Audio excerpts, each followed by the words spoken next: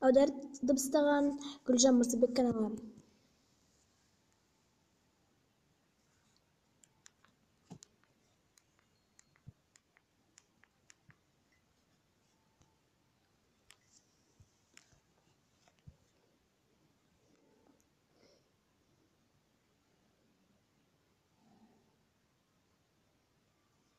Лайк бас.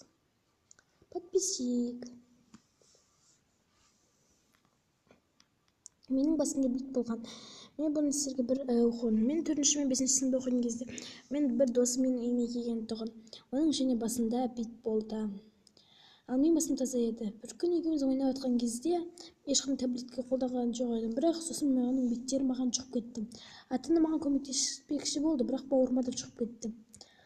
Бұны мен сол құрбыма айттым. Ол болса қатты қорықты. Сосын біз әжетханаға кіріп соны айтып жатқан кезде бір қыз оны естіп қалды. Ол да мен достарыма араласатын едім. Сосын өте біртүрлі. Мен оның қасына барған кезде ол маған жеркенішті түрмен қарадым. Мен біртүрлі болып қалдым. Ол өте жаман болды. Сосын ол қашып кетті де менің достарыма барлығын айтып бердім. Сосын ол достарым барлығы менен қаша бастады. Сосын мен қатты ұялып кеттім. Мен дұрысы неге барған кезде олар мені қашып кете беретін тұғын. Мен әрқашан жалғыз қала бердім. Және беттермен бірге. Бір күні мектеп директор да өзі айтты, менен бүйтті байқап қалып, сен үйіңе қайтсаң болады деді. Сол үшін мен қатты ұялдым. Осы басымнан тіптен барлығы мені тіпті мазақтап айта бастадым. Сенің басыңда бүйтіп бар деген секілді. Бір күні мен беттен айырылдым. Яғни, сосын мен 5-ші сыныпқа өттім. Біздің классқа бір бала келді. Ол өте әзілкеш болатын. Сосын ол барлығының басынан сипап шығарды. Бұл өте біртүрлі. Өте біртүрлі. Сосын бір қыз келді да, мен сенің орнында болсам, бұл қыздың шашын ұстамас едім деді. Сосын ол қуанып кетіп қалды. Мен қатты жыладым. Сосын мен кітап оқуға барғанда олар айтатын, мені тіпті құрбыларыма жылатпай кеттім.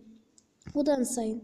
Бірақ мен беттен айырылдым ғой. Сосын мені бір мұғалім көріп қалды. Қатты айып кеттім. Сосын мені психологқа апарды. Мен басымда бүйтіп бәрген айттым. Ол менен келіп кешірім сұрады. Кешір мені деп. Мен әрине оны кешірдім. Қазір екеуміз жақын дос болып кеттік. Өте керемет. Бірге жүреміз. Достар, егер сіздеріңіз бастарыңыз бүйтіп болса, ол тезірек кетеді. Уайымдамаңыздар. Тек бастарыңызды шампундап жақсы жуып жүріңіздер. Және таблетка қолданыңыздар. Жастықты абайлап ұстаңыздар. Жарай ма, достар? Өте керемет. Сау болыңыздар.